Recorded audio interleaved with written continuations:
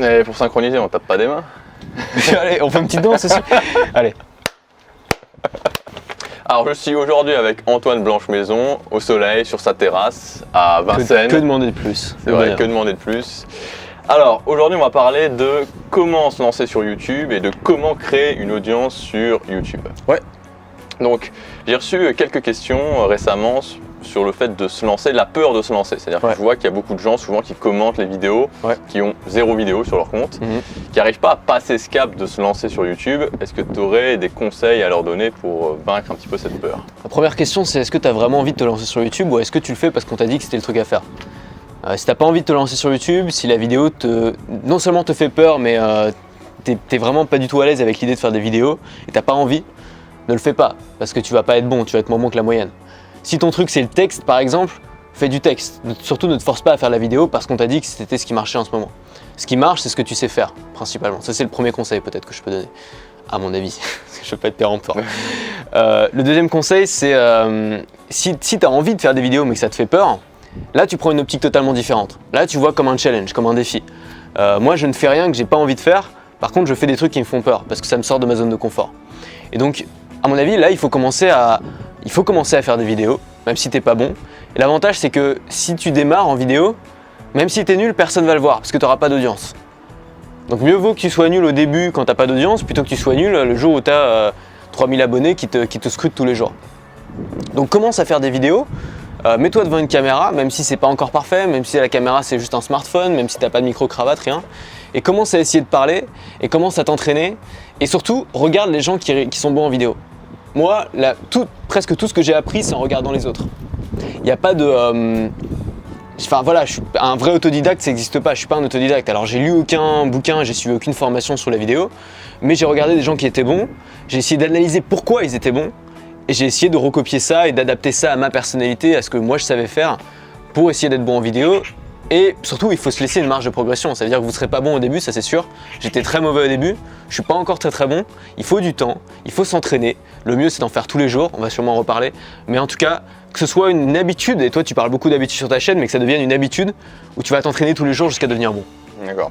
Donc il faut tu peux débrancher le cerveau, se lancer, s'inspirer. Alors débrancher le cerveau, non, parce que si tu débranches le cerveau, ça va être compliqué de parler. Je veux dire, ne pas trop réfléchir, tu vois, ça, sur dire j'ai peur, j'ai pas peur. Faut juste le faire. Et c'est dingue, parce que moi je connais des gens qui sont à l'aise. Par exemple, j'étais à une conférence l'autre jour au Web Entrepreneur Day. Il y a des gens qui sont à l'aise en conférence et qui sont pas à l'aise en vidéo. Moi, c'est exactement l'inverse pour l'instant. Si je suis à l'aise en vidéo, en conférence, il faut encore un peu de temps pour déstresser. Tout est une question d'habitude. Mais si vous arrivez à parler correctement et avec passion à vos amis, il n'y a aucune raison que vous ne puissiez pas le faire devant une caméra. Donc si vous n'avez pas de gros problèmes de langage et tout, de gros tics de langage, de bégaiement et tout, même si vous avez un léger bégaiement, c'est pas grave, vous pouvez parler devant une caméra. L'essentiel, c'est de le faire comme si vous parliez à un ami, d'imaginer que la caméra c'est un ami et de vous détendre un peu avec ça. Et ça prend du temps, je suis d'accord. Le seul moyen de progresser, c'est l'expérience. Ouais, donc il faut commencer. C'est ça, exactement. Ok. Alors justement, une vidéo par jour, est-ce que... il y a beaucoup de débats là-dessus. Est-ce que pour toi, c'est indispensable? Comme tu en parlais, tu disais que Casey Neistat notamment disait qu'avec le bruit Casey Neistat dit aujourd'hui le meilleur moyen de gagner le YouTube Game c'est d'être là tous les jours. Il l'a dit dans un des vlogs. Casey Neistat c'est pas n'importe qui, c'est un mec que j'ai connu il y a 1 an, il avait 500 000 abonnés. Aujourd'hui il a 2,8 millions abonnés. Qu'est-ce qu'il a fait pendant 1 an? Il a raconté sa vie tous les jours dans un vlog et il a énormément progressé, mais il était bon dès le départ, hein. Mais il a commencé il y a commencé il y a longtemps. Hein. C'est vrai que j'ai regardé, il y a une évolution nette entre ses premiers vlogs et il dit voilà, aujourd'hui il faut être là tous les jours. Et je vais donner plusieurs exemples, même dans des thématiques qui n'ont rien à voir avec les nôtres. Pierre Cross, c'est un mec qui fait de l'humour. Il y a 1 an il n'était pas très connu encore. Aujourd'hui, il fait du stand-up sur scène et il fait aussi des vidéos YouTube. Et il a vraiment explosé sur YouTube le jour où il s'est mis à faire une vidéo par jour du lundi au vendredi. Il se laisse le week-end, mais il fait une vidéo humour par jour du lundi au vendredi. C'est du format très court, 1 minute, 2 minutes, tu vois. Mais il est là tous les jours et sa chaîne YouTube a littéralement explosé. Alors, il avait déjà peut-être un truc genre 300 000 abonnés, mais en quelques mois, il est passé de 300 000 à 700 000, tu vois. Je sais pas si tu imagines la progression. Tous les gens qui sont mis à faire une vidéo par jour et qui étaient déjà connus au départ, faut préciser, ont explosé. Ça ne veut pas dire que vous allez exploser tout de suite si vous faites une vidéo tous les jours. Nous, on n'a pas explosé tout de suite, ça prend du temps. Mais c'est forcément un accélérateur. Alors forcément, c'est sûr, si on est entrepreneur ou si on est salarié et qu'on a déjà beaucoup de travail, c'est pas facile de faire une vidéo tous les jours, je suis d'accord. Mais on peut trouver peut-être un format plus court, faire des petites vidéos, des petites pastilles d'1 minute, 2 minutes, 3 minutes, tu vois. S'aménager du temps aussi, se poser les questions, qu'est-ce qui est vraiment important dans mon business. Peut-être supprimer les choses qui sont pas forcément, qui apportent pas beaucoup de résultats ou que vous aimez pas faire pour les remplacer par ça, parce que ça c'est important. Ça va, là vous allez développer une audience et c'est sûrement la meilleure chose que vous puissiez faire à mon avis. Donc moi je peux que conseiller de faire une vidéo par jour, même si c'est pas facile quand on a un boulot à côté, quand on travaille dur déjà à côté, je suis d'accord. Mais essayez d'être présent d'une manière ou d'une autre tous les jours. Il y a des gens qui font pas des vidéos tous les jours, mais par exemple qui font des Facebook Live tous les jours. Ça prend 15 minutes, ça demande aucune préparation, ça demande pas de temps en plus vraiment. Vous vous connectez sur Facebook, pendant 15 minutes vous répondez aux questions des gens. C'est un moyen d'être présent tous les jours sans forcément y passer 3 heures. Vous n'êtes pas non plus obligé de passer 2 heures sur le montage. C'est un choix après. D'accord. Ce qui est certain, c'est que quand tu veux faire une vidéo par jour, il faut que ce soit ta priorité de la journée. La vidéo. Je pense. Enfin, en tout cas, moi, même c'est si mon t'es cas. salarié, il faut que, à part ton boulot, il faut que tu en fasses une priorité. Il faut que ça devienne en tout cas quelque chose de vraiment important. Ça peut pas être un plus. Il faut que ce soit le cœur de votre travail peut-être. Le vlogging. On t'a toujours dit que le vlogging c'était qu'un outil. Maintenant, tu as pas mal ralenti par rapport au début, notamment parce que tu es revenu de voyage. Le vlogging. Le vlogging. Est-ce que tu penses toujours que c'est vraiment un bon outil pour se différencier ou est-ce que tu es revenu un petit peu du vlogging? C'est quoi ton état d'esprit actuel? Quand j'ai commencé à faire des vidéos tous les jours, je m'étais mis en tête de faire un vlog tous les jours, c'est-à-dire tous les jours de raconter ma journée et de faire passer un message en même temps. À mon avis, c'est un excellent moyen de développer une audience rapidement parce que à la fois t'apportes vraiment de la valeur et en même temps t'apportes du divertissement. Donc t'as les deux ingrédients qui font qu'une chaîne YouTube peut vraiment marcher. Après, faut être bon là-dedans. Moi, je suis pas le meilleur, honnêtement. J'ai été beaucoup inspiré par Casey Neistat qui est excellent là-dedans. Le problème, c'est qu'on n'est pas tous bons, on n'a pas tous une vie trépidante, on ne sait pas tous la raconter d'une manière vraiment intéressante. C'est un vrai. En fait, au début, on a l'impression que c'est facile quand on regarde les autres. En fait, c'est un vrai. Enfin, toi-même. C'est un investissement. Il faut presque faire tourner sa vie autour de ça. C'est pas seulement beaucoup de travail, c'est aussi. Des compétences et un talent. Tu vois, il y a des mecs qui ont vraiment le talent pour ça, d'autres qui l'ont moins. Moi je suis pas excellent là-dedans, même si j'ai pas mal progressé, même si je suis bon en montage et tout. Je suis pas excellent pour sortir la caméra n'importe quand, je suis pas toujours à l'aise, tu vois, tu me mets là dans la rue, tu me demandes de parler devant la caméra, d'être à l'aise, de faire des blagues et tout, c'est pas évident, je suis pas très bon. Donc du coup j'en fais moins, j'en fais toujours, j'en fais moins. Le vlog est un extrêmement bon outil pour développer une audience, pour convaincre et pour vendre, ça c'est évident. Pourquoi? Parce que tu vas montrer dans un vlog que tu crois en ce que tu dis, que tu appliques toi-même les conseils que tu donnes. Vraiment que tu crois en ton message parce que tu vas les appliquer à ta vie. Et un vlog, ça sert à montrer ce que tu fais et pas seulement ce que tu dis. Il y a plein de gens qui se contentent de se poser devant une caméra et dire voilà, il faut faire ça, il faut faire ça, il faut faire ça. Mais au final, ils montrent pas qu'eux-mêmes le font. Moi, je parle de liberté, donc ça fait totalement sens dans mes vlogs que je montre que je sois en quête de cette liberté. Même si je réussis pas tout, même si je suis pas un winner, c'est pas grave. Au contraire, c'est une force. Je montre que j'essaye de voyager, j'essaye de m'essayer à de nouveaux trucs comme le minimalisme. J'essaye de nouvelles expériences, j'essaie de faire un peu le vide, j'essaye vraiment de faire tout ce qui est important pour être plus libre. Et donc en le faisant, en le montrant, je donne beaucoup de force à mon message. Et le jour où tu vends, finalement les gens ils te connaissent, c'est les gens à qui ils font confiance avant d'acheter un produit. Est-ce qu'ils font confiance? Je te refais exactement le pitch que j'ai fait au Web Entrepreneur Day, c'est terrible. Mais le pitch était vendre avec un vlog, donc c'est un peu ça. Mais est-ce qu'ils font confiance à leur banquière qui leur saute dessus quand ils rentrent qui essaient de leur vendre plein de produits financiers? Est-ce qu'ils font confiance aux concessionnaires qui leur sautent dessus quand ils rentrent dans la confession? Non, ils font confiance à leurs amis. Et finalement, le vlogging, la relation que tu tisses avec ton audience quand tu fais du vlogging, c'est sûrement la relation la plus proche de l'amitié que tu peux créer sur Internet. Donc c'est extrêmement puissant, donc il ne faut surtout pas sous-estimer le vlogging. Si vous pouvez le faire, faites-le. Après, vous n'êtes pas obligé de le faire tout le temps. Moi, j'alterne vidéo vraiment message, format différent, ça prend beaucoup de temps aussi, il faut le dire, et pur vlog. Et la différence, c'est que dans les vidéos messages, je me concentre vraiment, on focus vraiment sur le message plus que sur la forme. Et dans le vlog, je me mets pas de pression sur le message. C'est-à-dire que quand je démarre un vlog, je me dis pas il faut absolument que je parle de ça ou de ça. Je me dis je raconte ma journée, j'essaie de montrer des trucs un peu intéressants, j'essaie de présenter ça de manière un peu artistique. C'est important à mon avis dans un vlog. Et au milieu, je fais passer un petit peu mon message. Et j'ai eu des retours, j'ai fait des sondages. Je sais que mon audience préfère les vlogs. D'accord. Après, moi, j'en fais pas tout le temps parce que je sais que j'ai aussi. Enfin, un vlog par exemple, c'est difficile de capter une nouvelle audience avec un vlog parce que les gens qui te découvrent, ils vont pas accrocher autant que les gens qui te connaissent. Donc c'est pour ça que c'est un bon moyen de faire un vlog de temps en temps pour continuer à faire tourner la machine, tu vois.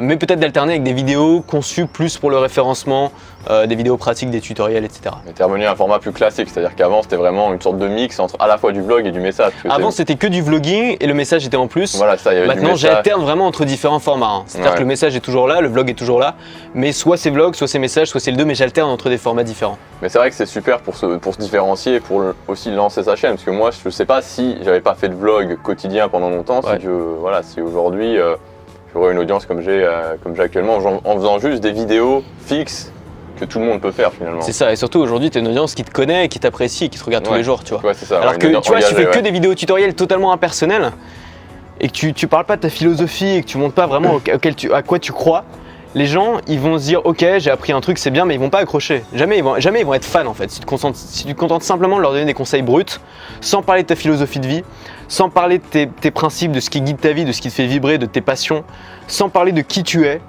les gens ils vont jamais vraiment accrocher, ils vont jamais vraiment nouer cette relation.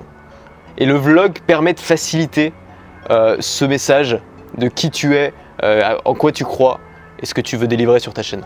Les réseaux sociaux, est-ce que tu penses qu'il faut être, je sais que tu penses ça, mais voilà, pourquoi tu le penses, qu'il faut être partout sur les réseaux sociaux? Il y a beaucoup de gens qui disent, je l'entends souvent, il faut choisir 2 maximum et se concentrer là-dessus.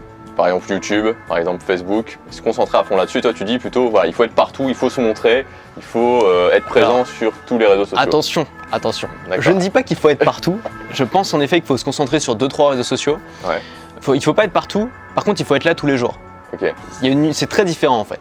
C'est-à-dire qu'il vaut mieux être le meilleur, le seul qui s'investit sur Facebook, parce qu'aujourd'hui personne ne s'investit sur Facebook alors que c'est la plateforme clairement qui a le plus d'avenir aujourd'hui, plutôt qu'être un peu présent partout. Ce que font la plupart des gens, c'est qu'ils sont partout en effet.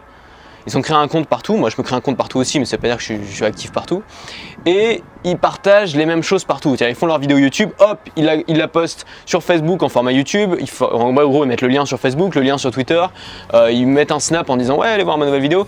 Bon, ils se foulent pas finalement, tu vois. Et alors que le mec qui est que sur YouTube et sur Facebook par exemple, il y en a, ils font ça très bien. Bah, il va s'investir sur Facebook, il va mettre les vidéos en format natif, ce qu'il faut faire aujourd'hui sur Facebook, il va faire des lives, il va faire des statuts, il va se faire un petit peu chier, il va poster des images. Voilà, il va vraiment s'investir comme il faut s'investir sur un réseau social comme Facebook, parce que Facebook privilégie vraiment les pages où on s'investit, où on publie du contenu natif, où on est là tous les jours, où on intéresse les gens. Enfin, tu sais, Facebook, contrairement à YouTube, c'est vraiment un système d'engagement. Tout le monde a la même timeline, et sur la timeline, on va te mettre les posts qui t'intéressent le plus, quoi. Alors que sur YouTube, bah, tes vidéos, on voit toutes les vidéos sont mises par ordre chronologique, mais on va pas forcément te mettre en avant les vidéos qui t'intéressent le plus, si c'est dans la section accueil, mais bon. Donc je suis totalement d'accord avec les gens qui disent qu'il faut choisir les réseaux sociaux sur lesquels on va être investi et être à fond dessus. D'accord, ok, donc il faut effectivement choisir ces réseaux sociaux, publier du contenu spécifique sur chaque réseau social. Je pense que c'est ce qui marche le mieux, ouais. Ok, voilà. Et s'investir tous les jours, être présent tous les jours. Absolument, tous les jours. Okay. Alors, dernière question, le voyage. Alors moi, j'ai vécu un petit peu ton voyage de l'extérieur sur YouTube, en regardant quasiment toutes tes vidéos YouTube, en même temps un petit peu de l'intérieur, parce qu'on a pas mal skypé pendant ton voyage. Est-ce que tu es conscient que ce voyage a un petit peu fasciné les gens? Et j'ai l'impression que pour toi et pour beaucoup de YouTubeurs, à partir du moment où ils font la même chose, mais ils le font en voyage, ils se déplacent, ils vivent un peu cette vie digital nomade, il y a quelque chose qui se passe. Alors, je suis pas sûr que ce soit si important, à mon avis c'est surtout lié à la thématique. Moi ma thématique c'est la liberté. Les gens qui me suivent c'est des gens qui ont soif de liberté, donc forcément ça fait sens de se filmer en voyageant. Et de montrer que tu vis cette liberté en fait. On parlait de la puissance du vlogging pour montrer que tu crois en ton message, on est exactement là-dedans. Le voyage, si tu veux, moi je travaille beaucoup sur mon histoire, sur l'histoire que je raconte, parce que je sais que c'est important quand tu fais ce que tu fais de raconter ton histoire. Et moi mon histoire elle est simple. J'ai arrêté mes études l'année dernière pour me lancer à plein temps dans mon business en ligne. Je suis parti en voyage au bout du monde alors que j'avais jamais voyagé vraiment dans ces conditions. Je suis parti tout seul au Sri Lanka, dans un pays que je connaissais pas. J'ai fait plusieurs pays, j'ai fait plein de destinations différentes. Ça a été sûrement la meilleure expérience de ma vie. Et forcément ça fait un peu rêver parce que je raconte mon histoire. Si tu veux, le petit jeune qui arrête ses études pour partir en voyage, c'est cool. Après c'est pas indispensable, mais c'est sûr que ça a participé. J'ai essayé aussi de le raconter d'une manière à que ce soit un peu agréable à regarder, un petit peu artistique, enfin que ce soit sympa à regarder pour les gens, tu vois. C'est vrai que j'ai montré un petit peu les paysages, j'ai aussi montré le voyage, la façon dont je le vivais, en racontant les côtés positifs, les côtés négatifs. Et moi, il y a un truc que j'aime, enfin j'ai suivi beaucoup de vlogueurs voyage justement ou de blogueurs voyage quand je suis parti pour voir un peu ce qu'ils faisaient. Il y en a qui font du super boulot, je pense notamment à Alex Viseo qui est un gars que je trouve génial. Mais il y en a pas mal qui m'agacent parce qu'ils essaient de te faire croire que leur voyage c'est quelque chose de formidable et d'incroyable. C'est-à-dire que des choses qu'ils vont voir en France, ils vont jamais le remarquer, mais en voyage ils vont trouver ça incroyable sous prétexte qu'ils sont en voyage. Genre oh un bus, oh mon dieu, c'est un bus. Et ça m'agace un peu parce que c'est pas ça le voyage. Le voyage c'est des hauts et des bas et on le sait tous quand on a voyagé, c'est pas toujours tout rose. Il y a des moments où tu déprimes, il y a des moments où ça va, il y a des moments où c'est dur. Et moi j'ai voulu raconter mon voyage en étant 100% transparent et en expliquant ce que j'ai aimé et ce que j'ai pas aimé.